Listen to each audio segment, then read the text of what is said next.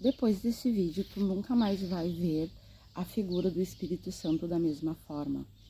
As pessoas têm uma ideia muito rasa em relação ao Espírito Santo, entende? Tem aquele entendimento que o Espírito Santo é o Espírito de Deus, é algo que vem para fazer algo em nome de Deus, né? Em favor do reino de Deus. E é como se o Espírito Santo não fosse um ser próprio, entende? Só que isso está muito errado.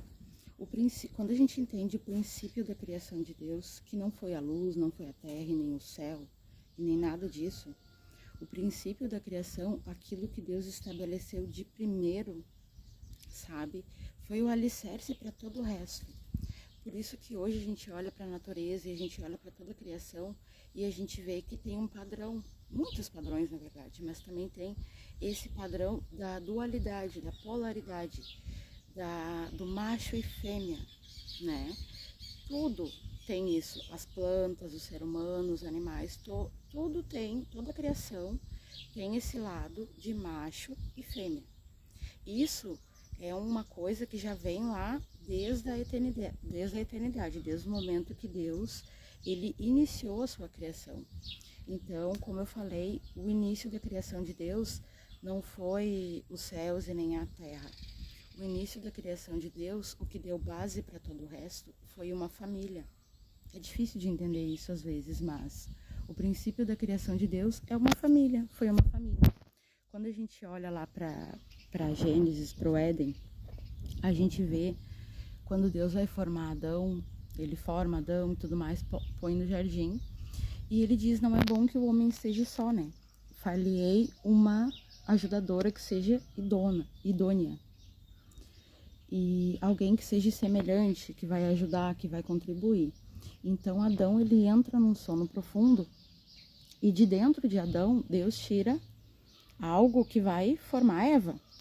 Então, Eva, ela nasce a partir de Adão, ela sai de dentro de Adão. E isso já é um espelho das coisas que aconteceram. Então, Deus, de primeira, antes de criar qualquer coisa, de dentro dele, ele tirou uma parte, ele tirou a ajudadora, que seja idônea, ele tirou a auxiliadora, ele tirou o lado feminino, o lado que representa muito a alma também, as emoções. É muito difícil tu ver alguém falando que o Espírito Santo, ele tem esse lado materno, esse lado que complementa Deus. Porque as pessoas têm um conceito que Deus, ele não pode ser masculino e ele não pode ser feminino, porque ele é Deus, então Deus ele não está preso em sexo e tudo mais. Porém, enquanto Deus se apresenta para a humanidade como Criador, como Deus, o El Shaddai, o Deus dos exércitos, o soberano, o Eu Sou, até aí tudo bem, tu dizer que ele é uma energia, que ele é uma força, que ele não pode estar conectado a masculino ou feminino. Porém, quando o Messias vem, ele nos diz, espera aí, ele é Deus, ele é Criador, ele é soberano, porém também ele é nosso Pai. Não à toa queriam apedrejar Jesus, né? Porque ele se dizia ser filho de Deus. O que para eles era uma blasfêmia. Porque, né, filho de peixe, peixinho é. Filho de pássaro, pássaro é. Filho de Deus, Deus é. Então, no momento que ele dizia ser filho de Deus, é como se ele estivesse se dizendo que ele era Deus. E o que de fato é, né? Mas a questão aqui é a mãe, é o Espírito Santo. Quando a gente olha para a figura do Espírito Santo, a gente percebe que ela tem sim esse lado feminino, que ela tem sim esse lado materno. Qual é a maior função do Espírito Santo na nossa vida? Nos gerar a imagem do Pai. O Espírito Santo é aquele que dá gemidos inexprimíveis. É uma mãe, entende? É um consolador, é o Espírito Consolador, porque é uma mãe, entende? E eu não sei como que é tão difícil para as pessoas entender que o céu é como na terra. E o mesmo padrão que foi feito aqui é um espelho de lá. E aqui a base de tudo é a família. Não à toa que a família é o centro do propósito do mal, né? É o centro do foco ali deles, é o mal. É sempre tirar um pai de casa para os filhos nascer sem pai, crescer sem pai, né? Para a mulher ter que tomar conta de tudo. Tu tira o pai da casa ali, tu desestrutura toda a família. Não tem como uma família ser totalmente estruturada e e bem posicionada e tudo mais, faltando uma peça, não tem como.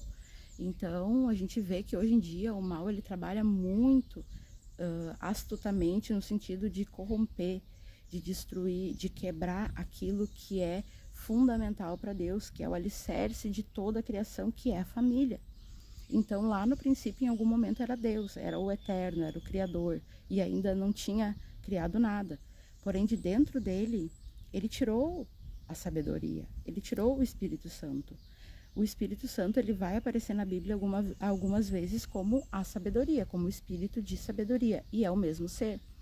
E o texto que a gente vai ler agora vai deixar tão claro que a sabedoria é a mãe, ela mesma vai falar, não vai ser eu só vou ler o texto, mas quem fala é ela, em Provérbios 8. Ela vai deixar claro aqui que ela é a sabedoria e também vai fazer uma conexão com o Espírito Santo, como ela é o Espírito Santo.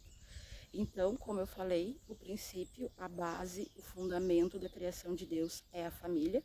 De dentro dele, ele tirou o lado feminino, ele tirou a dualidade, ele tirou a mãe, o Espírito Santo, a sabedoria.